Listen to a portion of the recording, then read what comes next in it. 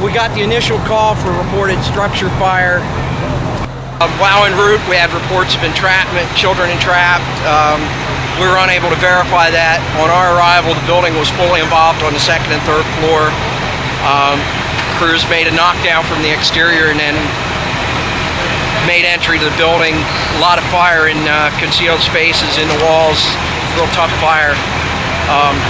Went 5 alarms in order to get enough manpower here to handle the fire. Under control at this point in time. Still a lot of hot spots. Probably be good right now. How many units are involved? I think there's 5, but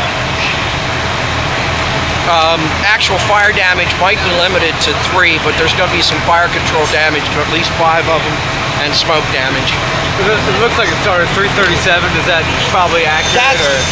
That's going to be our guess right now. That's where the heaviest fire was when we rolled up. It was venting out the front. You think that's where it originated? Yeah. Is there pretty heavy damage for these 3? I mean, are they total losses? Total loss is kind of a funky thing.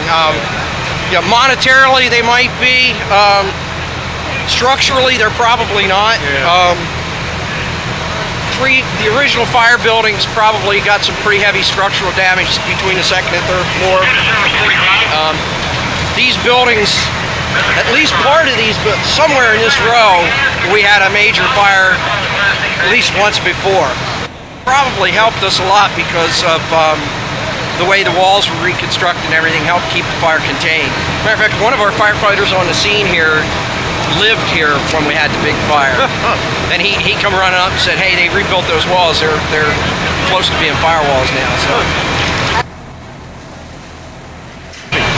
in this type of construction, that mansard roof on the third floor is basically an open space from one end of the road to the other.